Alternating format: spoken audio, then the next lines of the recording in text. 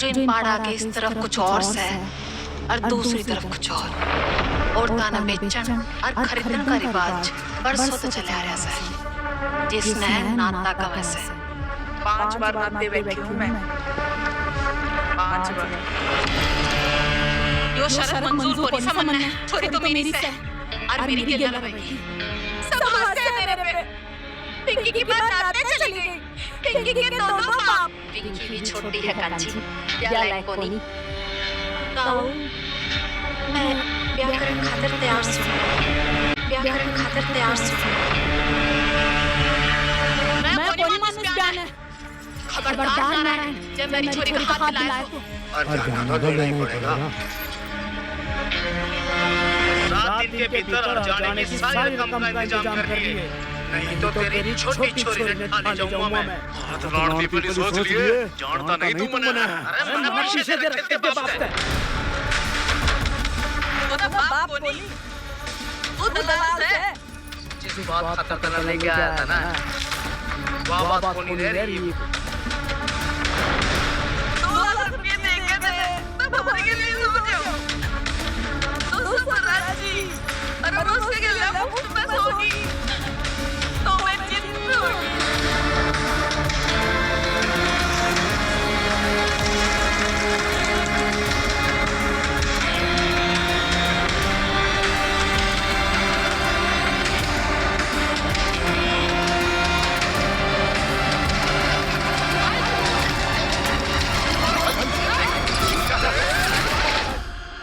नाते माना आसान है, नाते तब बार आना नामुमकिन।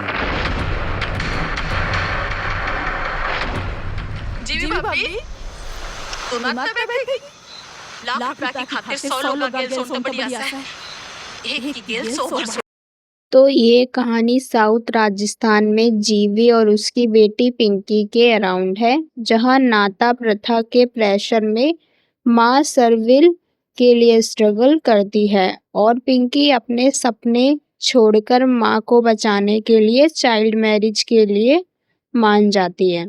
तो चलिए हम कहानी को स्टार्ट करते हैं और जानते हैं कि क्या है इस कहानी में और क्या हमको पता लगने वाला है, कैसे हमने इस समाज में एक ऐसी कहानी को दिखाया है स्टेज ऐप पे जो कि एकदम छुपी हुई है। नाते प्रथा को बताएंगे कि नाते क्या होते हैं, किस तरीके से ये नाते के ऊपर फिल्म बनी है, सारी कुछ स्टोरी आपको आगे देखने को मिलेगी। तो चलिए कहानी की शुरुआत करते हैं। सोचो दोस्तों, एक ऐसी जगह जहां एक लड़की सपने उसकी उम्र से नहीं बल्कि समाज के बनाए हुए रिश्ते डिसाइड करते हैं। जहां एक माँ अपनी बेटी को पढ़ाकर उसकी जिंदगी बदलना चाहती थी, लेकिन गरीबी, पुरानी परंपरा और समाज का प्रेशर उस माँ को सामने बार बार एक ही सवाल खड़ा कर देता है, क्या अपनी बेटी को बचाने के लिए माँ को खुद को कुर्बान करना पड़ेगा? आज की कहानी नाते की साउथ राजस्थान के बैकग्राउंड पर बनी हुई है। ये कहानी इमोशनल फैमिली ड्रामा जीवी और उसकी बेटी पिंकी के रिश्ते के थ्रू एक बहुत पेनफुल और सोशल रियलिटी को सामने रखती है। जीवी की जिंदगी पहले ही मुश्किलों से भरी है, लेकिन उसकी सबसे बड़ी उम्मीद है उसकी बेटी पिंकी।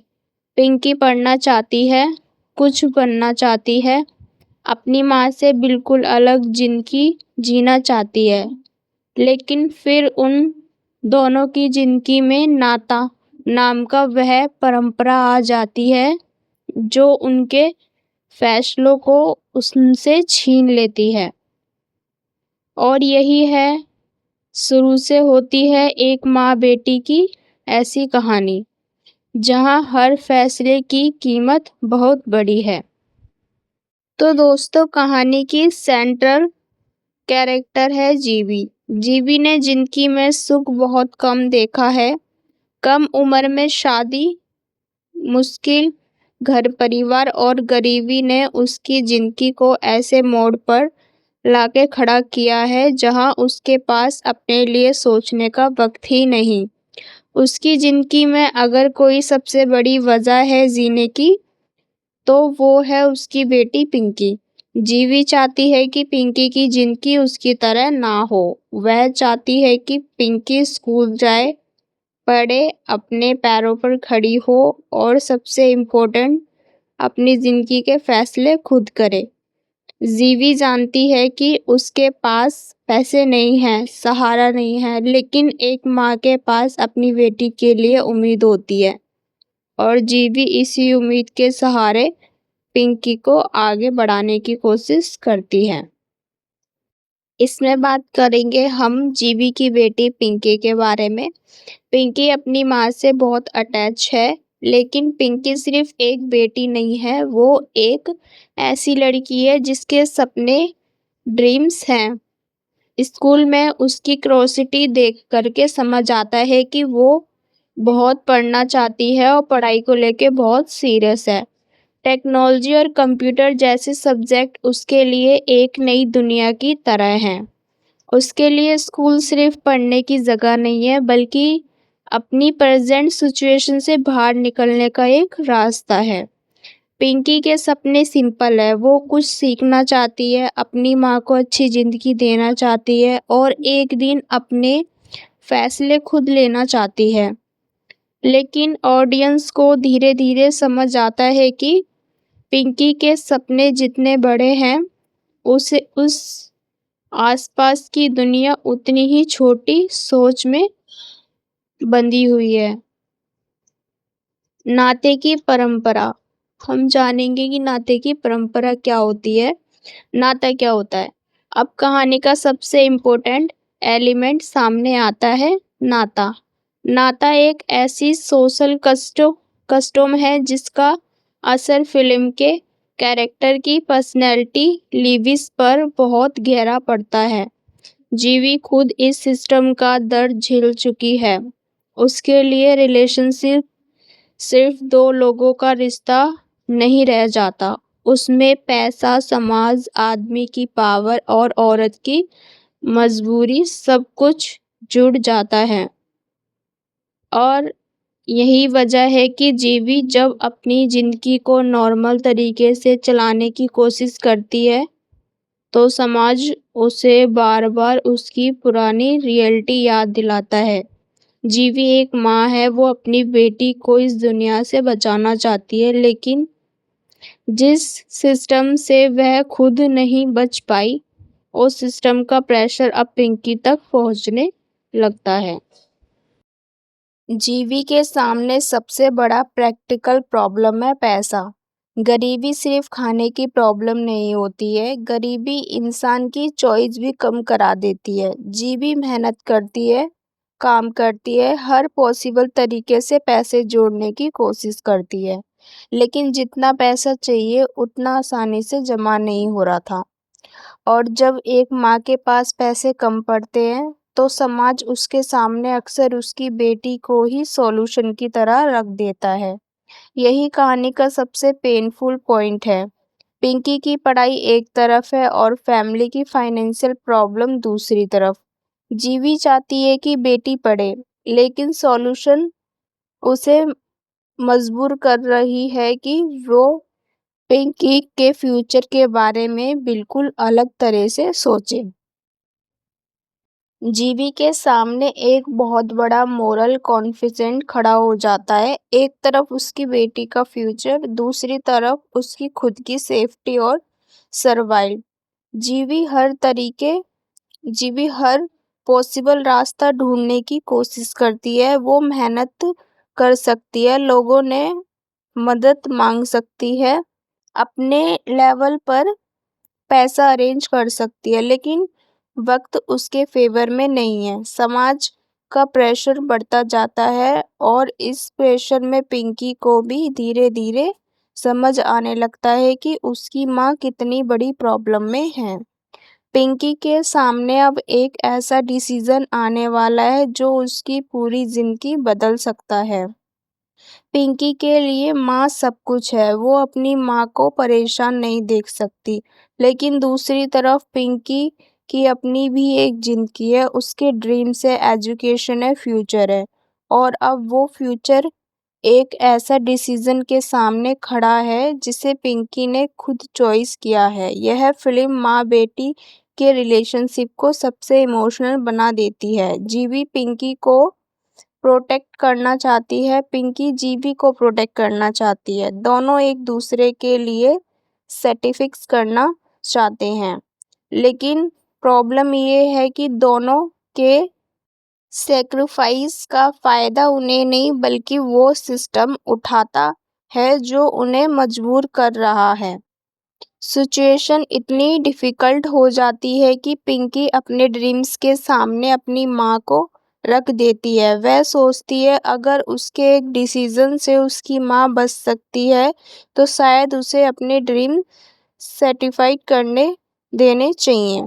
यही वो मोमेंट है जहाँ पिंकी एक बच्ची से अचानक बहुत बड़ी जिम्मेदारी उठाने वाली लड़की बन जाती है। उसके लिए चाइल्ड मैरिज कोई ड्रीम नहीं है, वो उसकी चॉइस नहीं है, वो एक सेक्रीफाइस है अपनी माँ के लिए। और यही फिल्म का सबसे हार्ट ब्रेकिंग मैसेज है। जब समाज किसी बच्ची को अपने फ्यूचर और अपने परिवार की सर्वाइवल में से एक चॉइस करने पर मजबूर कर देता है तो असली हार उस बच्ची की नहीं, पूरे समाज की होती है। जीवी के लिए पिंकी का डिसीजन एक तरफ